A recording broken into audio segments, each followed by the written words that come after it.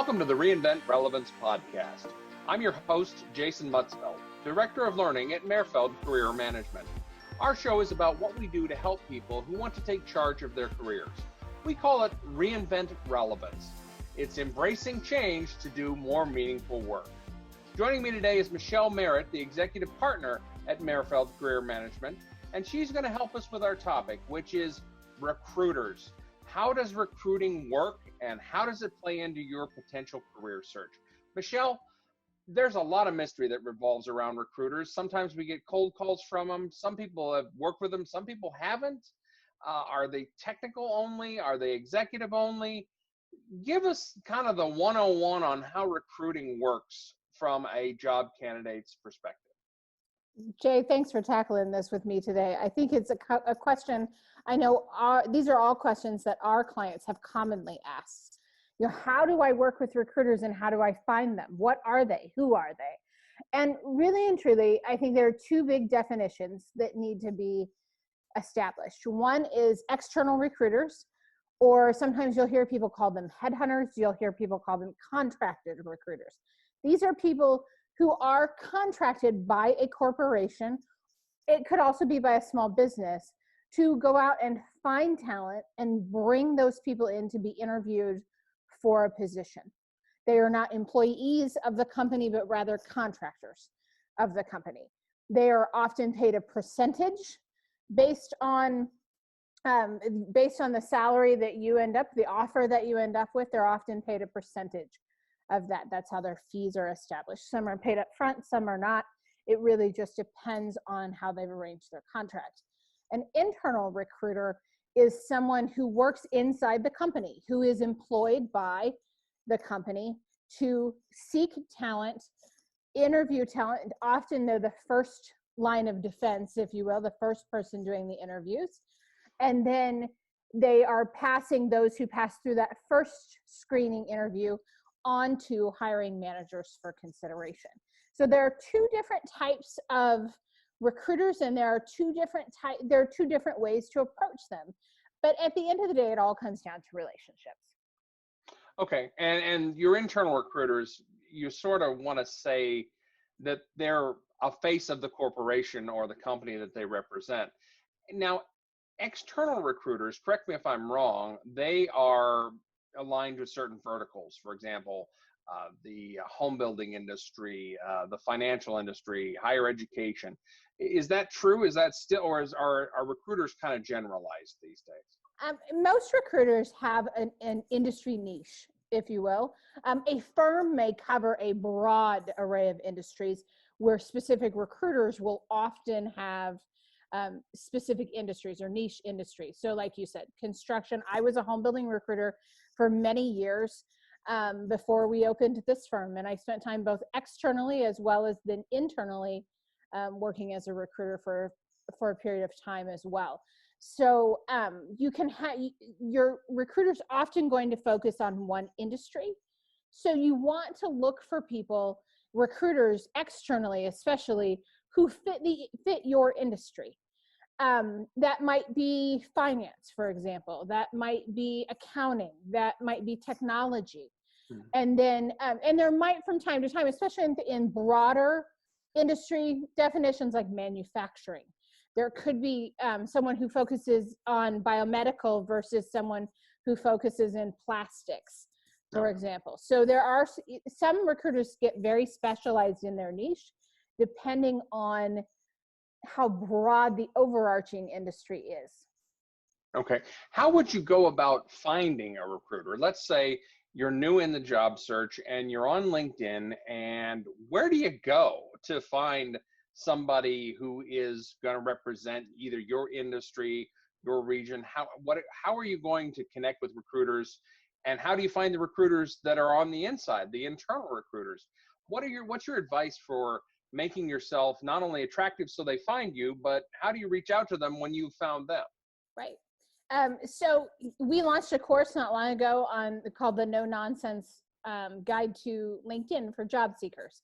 And we talk a lot about using your LinkedIn profile, completing your LinkedIn profile, getting it to that all-star status, as LinkedIn calls it, to make sure that all of the information and keywords that you need from your resume are also inside your LinkedIn profile.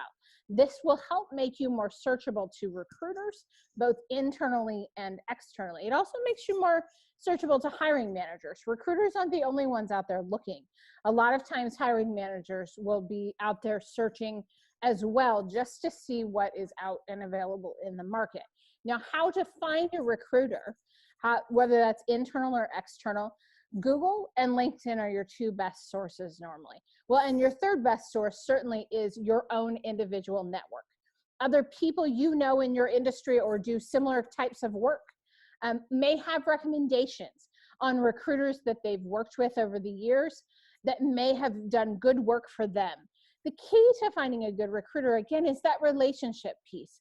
So you can do a quick search on LinkedIn for recruiters, search specific industries.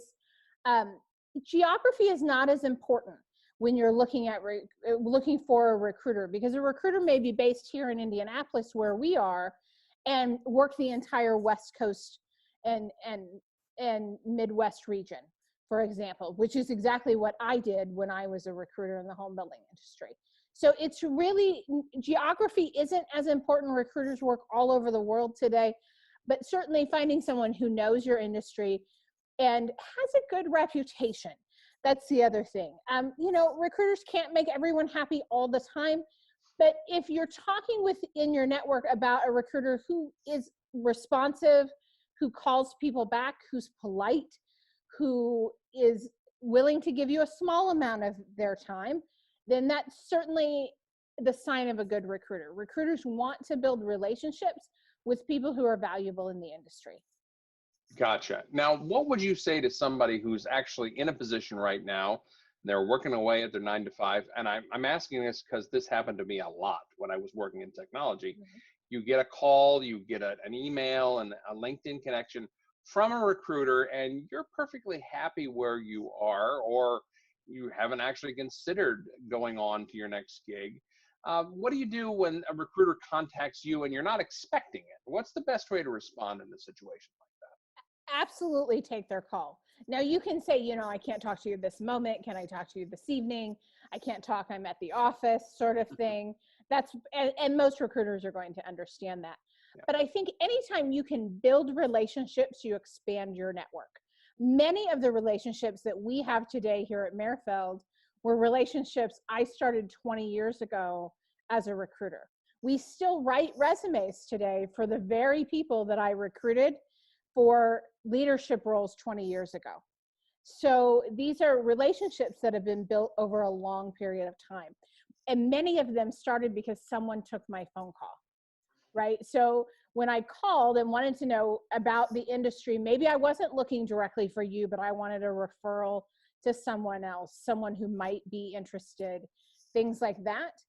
Those are the types of relationships. Those are the types of conversations that begin building relationships with recruiters. So take their calls. Don't be rude to a recruiter, because the day will come when you will need that person. Now, the reverse is true too. If you are reaching out to recruiters and they are rude and they are short and they hang up on you, things like this, they're probably not the recruiter who's going to last long-term in the industry. So you might think twice about working with a recruiter who behaves that way. So the relationship building needs to go both ways, but also understand that a recruiter is being paid by the employer and they're being paid when they close the deal. So that means they're working to find what we always say is closest to the money, what's going to close that deal the fastest. And the recruiter's going to know pretty quickly if you're a fit or not. Hopefully she or he is having a conversation with you to explain, hey, you're not the right fit right now, but I'd like to keep in touch with you. If they're not, again, that might be a way to evaluate whether you want to work with that recruiter. But understand that recruiter has a job to do too, and that person is their boss, their client, they're the person who's paying their bills is the employer. So they're going to focus on taking care of that need first. Gotcha. Okay, so walk us through a hypothetical scenario where a person has been in contact with a recruiter. The recruiter says, hey, I believe you are a good fit for this position, which is open at XYZ Corporation. walk us through how that would play out from the job candidate's perspective. What is the recruiter going to do for them? What are they going to not do for them? How are they going to make this magic happen? If they think they found you, they're this candidate, the unicorn candidate they've been looking for, how do they make that connection? Sure. So once a recruiter believes that you're a good fit, they'll submit your resume to the employer.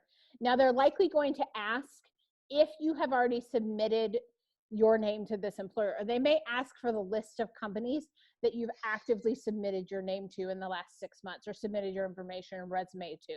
Because if you have already submitted your resume, likely that company is not going to be willing to pay that recruiting fee for you. So that is the reason that recruiters will often ask that question.